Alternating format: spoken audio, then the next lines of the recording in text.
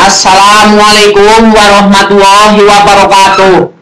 Sekarang kita akan belajar tentang ECM atau Error Correction Model. Nah, itu suatu analisis data ya dengan EViews. Maksudnya itu untuk uji analisis jangka panjang dan jangka pendek. Ini contohnya ini. Pengaruh luas area lahan, produksi, cost dan terhadap ekspor ya. Misalnya ini ekspor karet. Nah, ini nih datanya ini nih. Nah, kalau kita mau uji ini langsung, ini namanya regresi berganda biasa. Tuh di dalam ECM sama dengan analisis jangka panjangnya, ya. Jadi misalnya kayak gini, ini di analisis jangka panjang yang nggak masuk akal.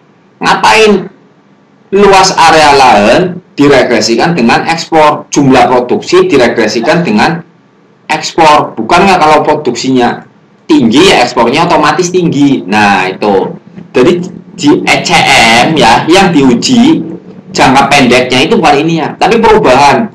Apakah perubahan misalnya ini produksi sama ekspor ya, maksudnya pengaruh jangka pendeknya itu realnya nih, realnya apakah perubahan produksi ya mempengaruhi perubahan ekspor itu kayak gitu.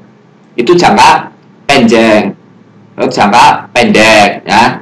7. Luas area lahan. Apakah perubahan luas lahan akan mempengaruhi perubahan banyaknya ekspor? Nah, itu dijawab dengan analisis jangka pendek. Nah, mukadimahnya seperti itu untuk ECM. Langsung aja ini. Cara langkah pertamanya buka EViews. Nah, buka udah ini.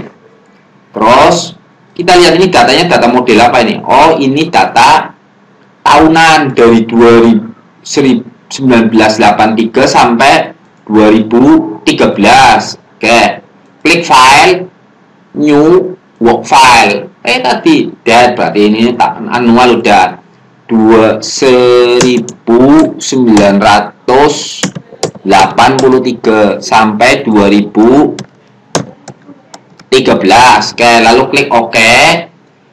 Klik data, enter. Nah, setelah udah jadi seperti ini, copy aja ini, udah copy.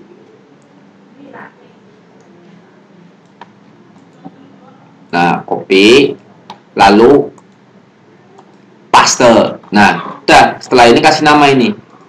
Yang mudah aja udah X1 gitu. X1, terus ini X2.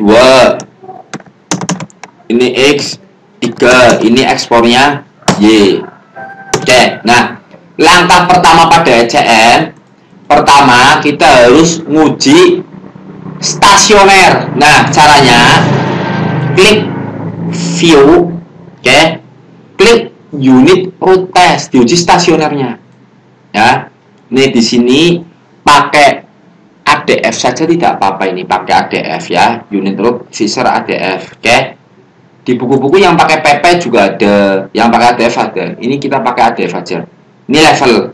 Lalu klik OK untuk uji stasionernya. Nah, kita lihat yang dibaca cuma ini nih. Ketika nilai propnya itu semuanya lebih dari 5% ya, maknanya datanya belum stasioner.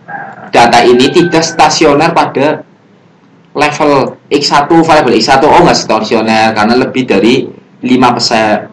X2 juga tidak stasioner. Maksudnya stasioner seperti apa? Stasioner itu datanya seperti ini. Nah, naik turun, tak berpola, itu namanya stasioner. Nah, kalau tidak stasioner bisa seperti ini. Nah, naik, kecenderungan naik, dari bawah kecenderungan naik. Itu namanya data tidak stasioner atau memiliki kecenderungan turun. Itu juga tidak stasioner. Ini tidak stasioner ini. Kalau ini ternyata stasioner gimana? Bubar udah. Nggak jadi ECM, regresi jangka panjang. Oke, terus karena ini nggak stasioner pada level ya, uji pada div 1 itu stasioner enggak. Caranya klik view, unit root test, klik one state different. Nah, tadi kan level udah, sekarang one state different, maksudnya turunan satunya. Oke. Maksud di sini maksudnya perubahannya itu stasioner enggak, itu gitu. Ini udah masuk perubahan pertama itu. Klik OK.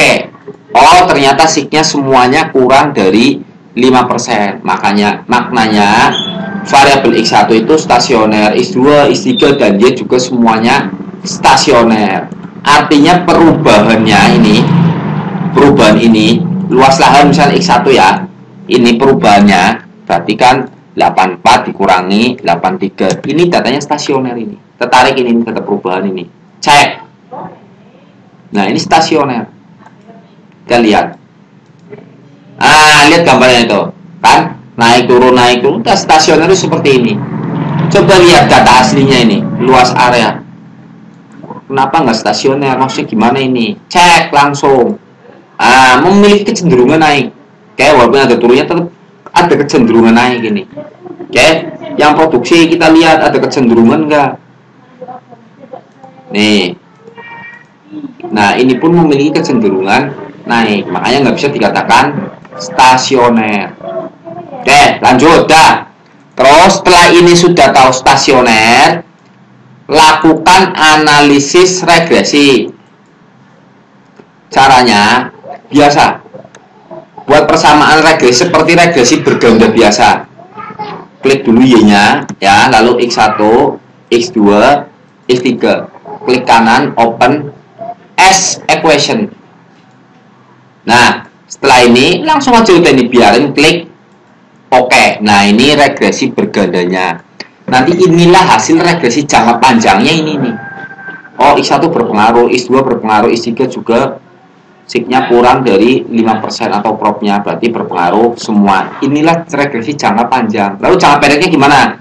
Oke, jangka pendeknya setelah kita melakukan persamaan regresi ini ya, ini simpan ini disimpan, hasilnya disimpan. Caranya klik freeze ya, lalu close, kasih nama ini name, jangan pakai spasi. Kalau pakai spasi nggak mau ini.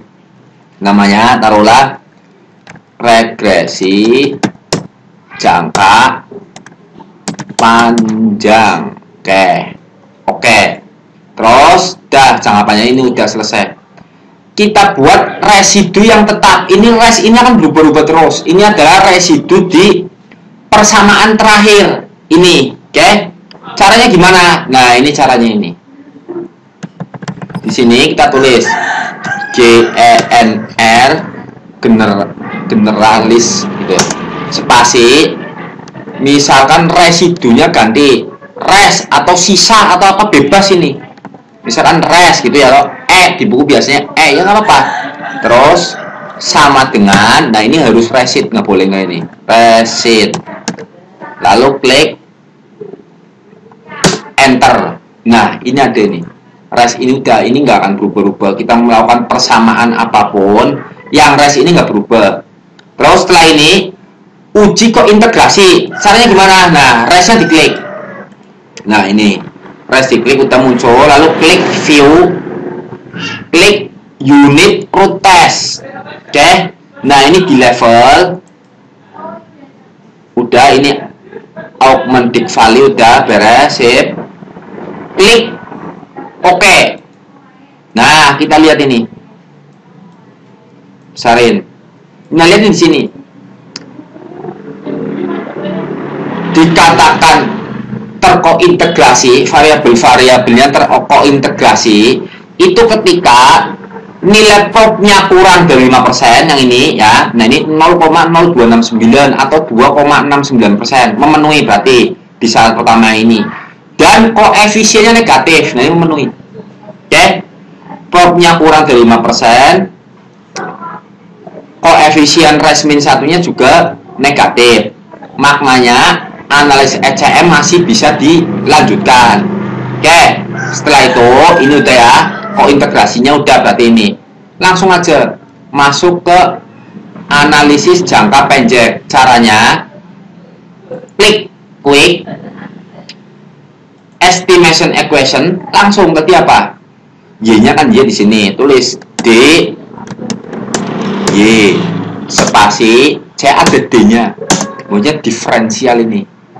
Spasi X1 DX1 ya. DX1.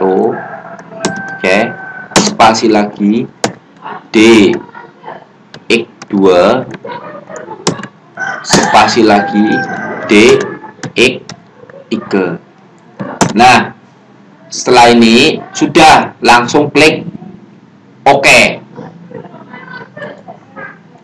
Yes. Nah, ini hasilnya ini.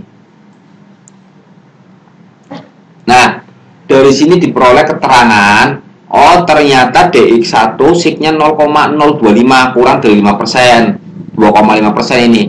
Maknanya perubahan variabel X1 mempengaruhi perubahan variabel Y, atau X1 secara jangka pendek mempengaruhi variabel Y. Tinggal ganti aja nama variabelnya apa ini. Oh, luas lahan, berarti perubahan luas lahan mempengaruhi perubahan ekspor. Dan bacanya seperti itu. X2 gimana? Oh, X2 64%, lebih dari 5%, berarti tidak berpengaruh. Kalau X3, nah X3 juga berpengaruh karena kurang dari 5%. Nah, itulah uji ECM dari Muhammad Afifuddin. Akhir kata, wassalamualaikum warahmatullahi wabarakatuh.